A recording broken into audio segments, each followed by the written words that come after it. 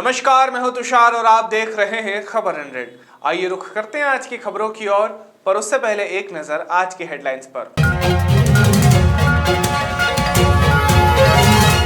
बाबूलाल चौरसिया के कांग्रेसी बनने पर हंगामा, कांग्रेसी के खिलाफ हुए कांग्रेस नेता। रेलवे अधिकारी पर लगे दुष्कर्म के आरोप, रतलाम में सीनियर डिप्टी सीटीआई मुश्किल में। मंत्री तुलसीराम सिलावट एक्शन में, तालाबों को मॉडल तालाब बनाने का काम किया शुरू। ज्योतिरादित्य सिंधिया पहुंचे ग्वालियर व्यापार मेले में, लोगों को दी मास्क पहनने की सलाह।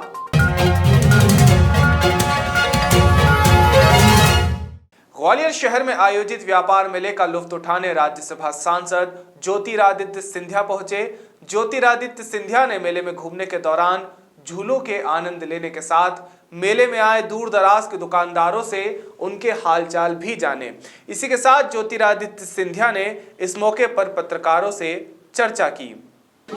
इस मेला को भव्य रूप हमें प्रदान करना होगा। जो श्रोता आज भी पूरे देश भर से आ रहे हैं, बहुत क्षमताएं हमारे मेला में हैं और उसे आगे हमें बढ़ाना है। मैं तो सभी हमारे उपभोक्ताओं से पूछ रहा हूं, उनको आनंद मिला कि नहीं, दुकानदारों से पूछ रहा हूं उनकी बिक्री हो रही है कि नहीं, उसी बात की चिंता मुझे है। मध्य प्रदेश के जल संसाधन मंत्री तुलसीराम सिलावट ने कहा कि वे अपने विभाग के जरिए मध्य प्रदेश के हर जिले में 2 तालाबों का जीर्णोद्धार कर उसे मॉडल तालाब बनाएंगे।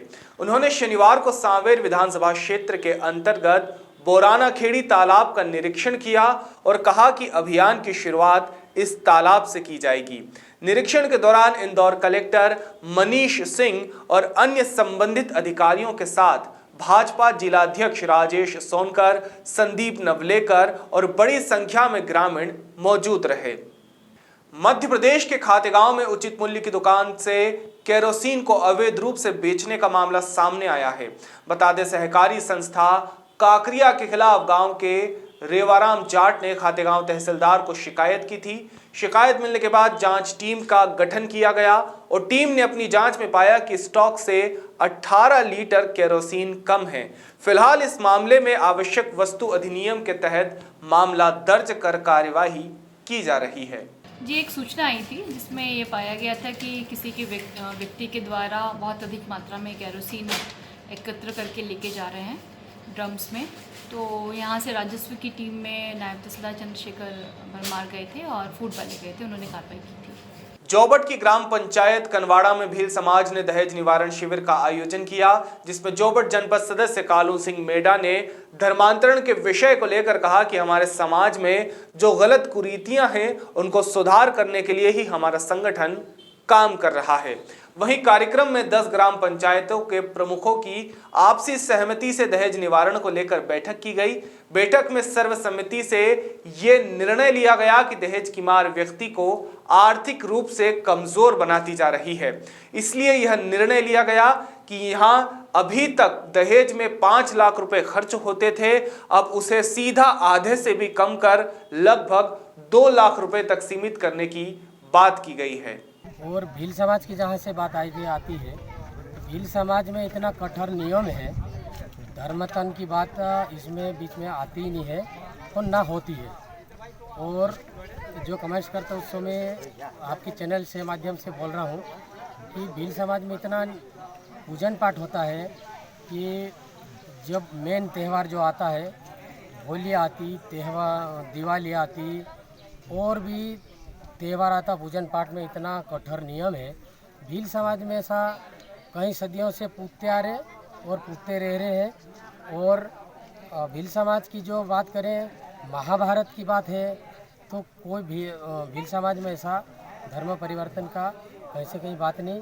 और ये हमारी समाज में जो गलत कुरीतियाँ हैं और गलत दिशा है, उसको सुधार करने के लिए हमारी संगठन चल रहा है और धर्म परिवर्तन की बात कैसे कहीं नहीं है।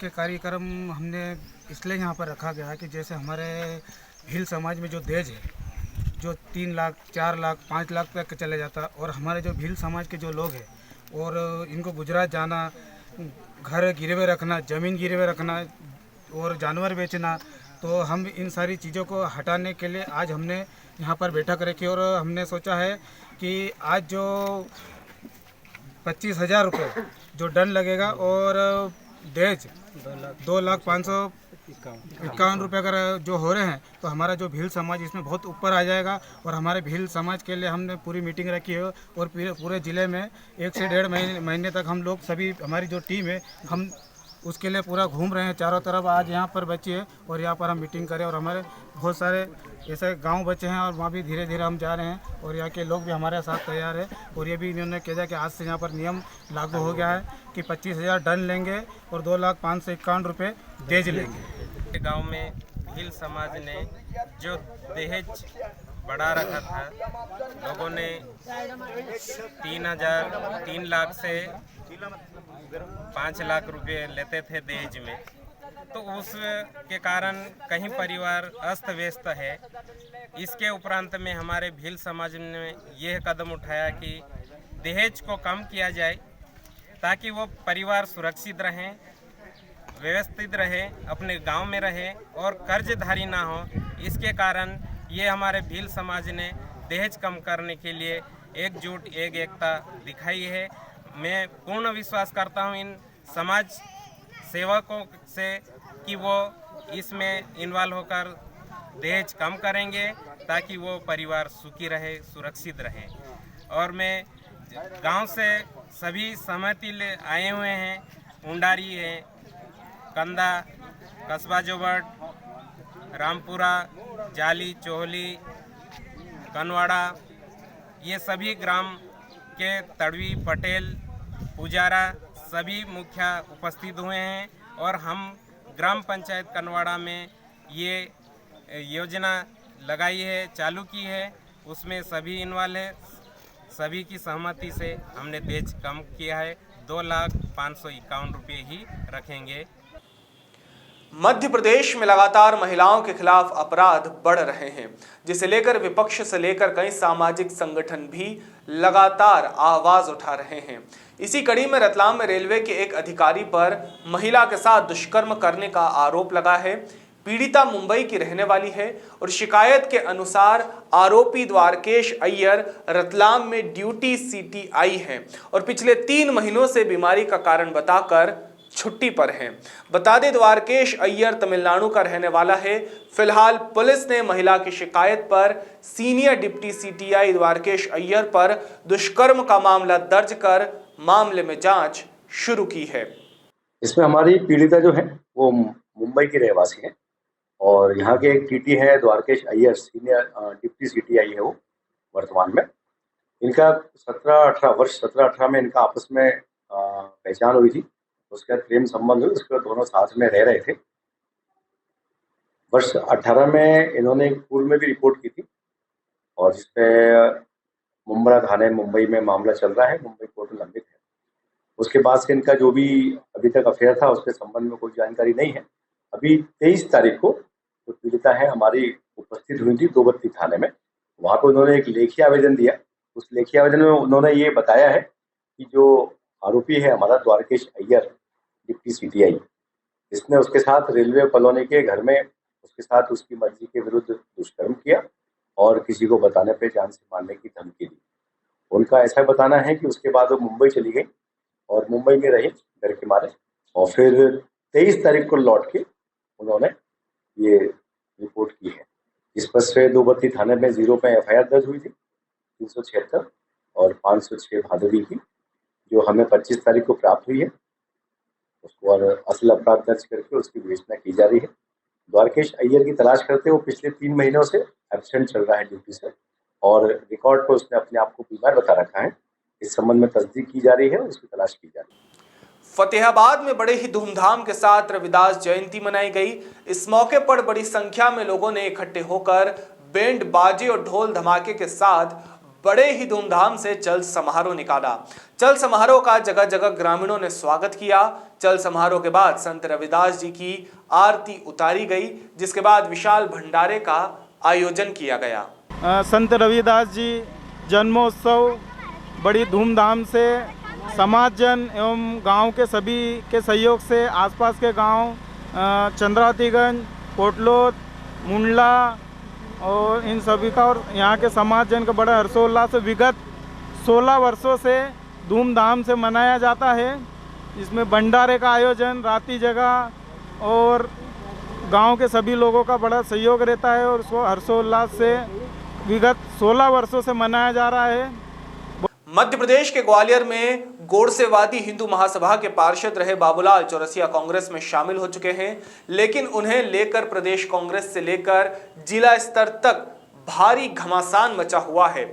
आपको बता दें कि 5 साल पहले कांग्रेस छोड़कर हिंदू महासभा में जाकर गोडसे विचारधारा को अपनाने वाले पूर्व पार्षद बाबूलाल चौरसिया पूर्व मुख्यमंत्री कमलनाथ के समक्ष कांग्रेस में वापसी कर चुके हैं, लेकिन कांग्रेस में उनकी राह आसान दिखाई नहीं दे रही है। उनके मुद्दे पर कांग्रेस नेता और कार्यकर्ताओं में आपसी फूट नजर आ रही है। कांग्रेस के प्रदेश सचिव रुपेश सिंह यादव और तमाम कांग्रेसी कार्यकर्ताओं ने बाबूलाल चौरसिया के खिलाफ जमकर नारेबाजी की और गोडसे मुर्दाबाद के नारे लगाए। रुपेश यादव का कहना है कि कांग्रेस का सच्चा कार्यकर्ता इन गोडसे के पुजारियों को कांग्रेस में बर्दाश्त नहीं करेगा और इस कारण कांग्रेस को विघटन का सामना भी करना पड़ सकता है। वहीं बाबूलाल चौरसिया के कांग्रेस में लाने वाले दक्षिण विधायक प्रवीण पाठक पर भी कांग्रेस को कमजोर करने के आरोप लगाए जा रहे हैं। बाबूलाल चौरसिया कुछ वर्ष पूर्व जब हिंदू महासभा के टिकट पर पार्षद का चुनाव लड़े थे, उसके बाद पार्षद बनने के बाद बाबूलाल चौरसिया गोडसे की मूर्ति की स्थापना कर ग्वालियर में पूजा अर्चना करते दिखाए गए हैं। कांग्रेस पार्टी हमेशा से गांधीवादी विचारधारा की पार्टी रही है। गांधीवादी विचारधारा के लोगों का कांग्रेस पार्टी में सदैव स्वागत है और हम सदैव उसका स्वागत करते हैं। पर जो गोडसे की विचारधारा के लोग अगर कांग्रेस पार्टी में आएंगे तो जो गांधीवादी हमारी विचारधारा है उसे कहीं ना कहीं ठेस पहुंचेगी।